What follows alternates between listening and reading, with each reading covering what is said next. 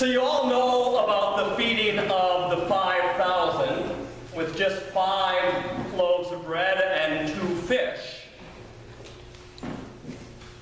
But do you know about the feeding of the 120 with frozen fish and no money? Let me tell you. 10 years ago, in August, when I was in Cleveland, we had this situation. But I need to set the stage for you. Most of you know that I come to Long Island 8 years ago from Cleveland. After I was graduated from seminary, I was ordained and was called to serve as an associate missioner with the Episcopal West Side Shared Ministry in Cleveland, which at the time was 5 Episcopal churches in the west side of Cleveland, serving a diverse group of people, because they were in the various neighborhoods. But for the most part, the west side of Cleveland had become a neighborhood, unless you were in the outskirts or right in Ohio City, of mostly the working poor or the poor. And I was called to that community in order to be a clergy presence on the ground, not just sacramentally on Sunday, but to actually be a priest in the neighborhood, working with and helping the people who were there, so that they had somebody that they knew they could go to. Now, one of the churches, St. Luke's, was in the Detroit Shoreway neighborhood. Now, if you look at Cleveland, you have downtown, then you have Ohio City, then you have Detroit Shoreway as you go west. Now, Detroit Shoreway originally was a community filled with people who came up from Appalachia to work in the steel mills. Now, over time, that had changed. And the neighborhood, since the steel mills disappeared, the neighborhood still had folks, mostly uneducated folks, half of which had Appalachian ancestry, and half were African Americans who moved from the east side to the west side in order to try to get a better life for themselves and better schools.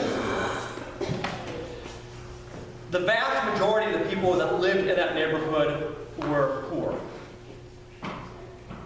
Many of them went to food pantries. Many of them went to soup kitchens. And that neighborhood was plagued by drugs, violence, and gang activity.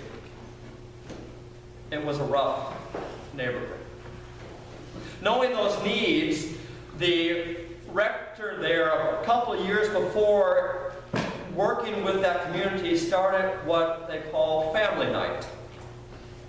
And family night would be every Wednesday night, when they would open their doors into their gym and they would serve a sit-down, family-style meal to anybody who would come. The emphasis would be family-style, not like a soup kitchen where you would go through and serve people or have food splashed, but they could take as much as they wanted. It would be a place where people's names would be important. Everyone had name badges. It would be a place where there would be activities for kids and adults. We'd go around and we would ask people for their prayer intentions, and we would pray for it on Sunday in all the churches.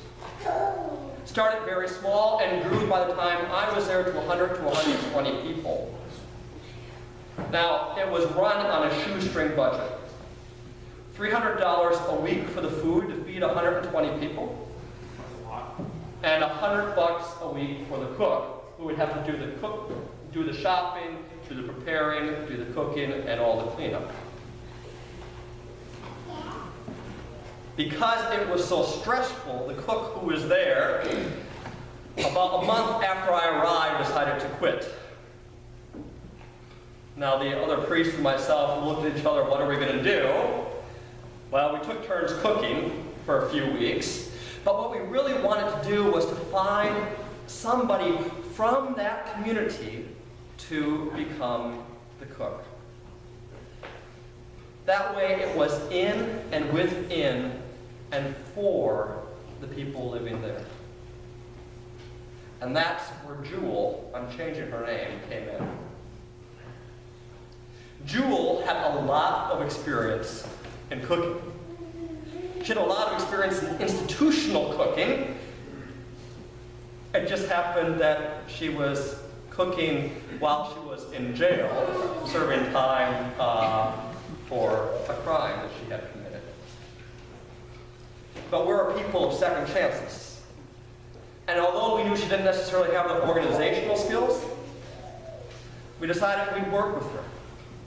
And so we offered her the job on a trial 1 month only basis. Now, like many people who live in that neighborhood, she did not have a checking account. And so we would give her her pay each week. And also, we decided, like we always did, not thinking, to give her the full month's worth of money for the groceries. On her first day of the job as a cook, in the morning, I remember being in the office and getting this phone call from Jewel. And all I heard was, "Father Christopher, my money's gone!" It's Wednesday. Jewel, where'd the money go? I don't know, I lost it. Jewel, where did you put the money? I put them where the sun don't shine. She put it in her bank. Now, as our administrative assistant, who was one tough cookie that lived on the east side of Cleveland, she looked at myself and the other priests and she said, "Guys, when women put money in the girls, you do not lose the money."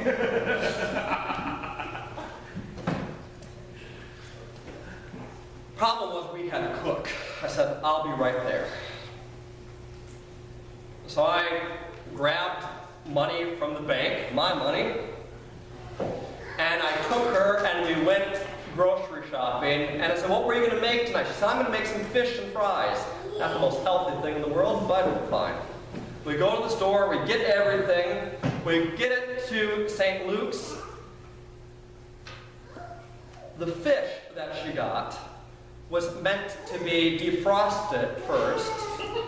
It was in solid blocks of ice. And we had 4 hours to try to defrost that and cook a pan fry cook she was going to do for 120 people. And to make matters worse, the oven and stove broke down.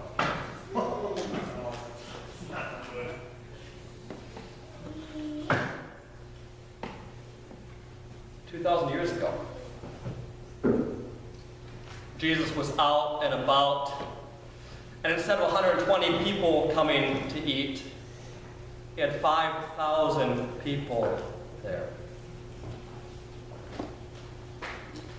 And Jesus, to show everyone that God is a God of abundance and not scarcity, took 5 loaves and 2 fish, blessed them, and gave it to the 5,000 there, so everyone was fed fully, not just a little bit. And there was even left over.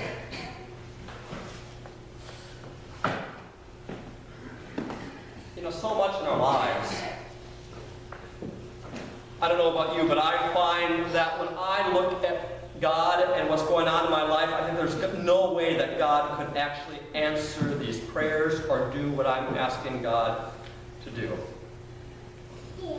Sometimes I view my life as scarce instead of full of blessings. I look at my life with half full glasses instead of being overflowing.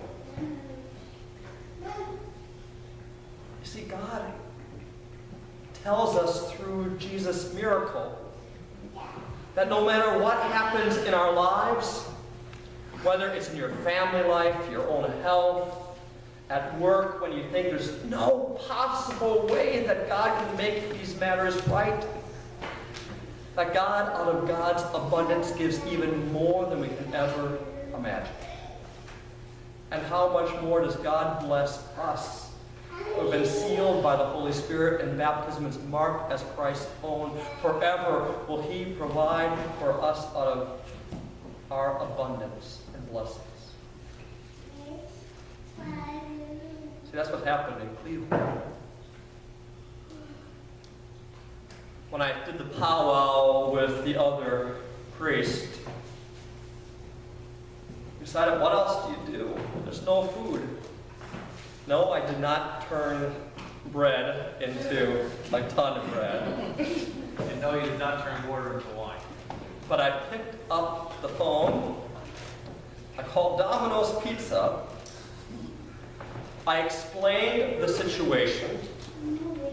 And they said, we'll have enough pizza for everyone there within 1 hour, and we'll pay for it. Another volunteer went out and grabbed salad and toppings and salad dressing. Another one went out and got some desserts for everyone. Somebody else went and they made Kool-Aid for everyone that was there.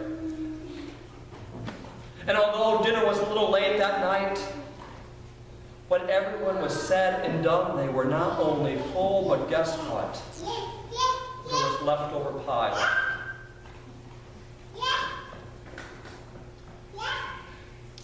I learned on that day, perhaps more than anybody else and everyone who was there, out of scarcity, when we think there's no possible way for something good to come, that when we have faith, that God provides out of abundance.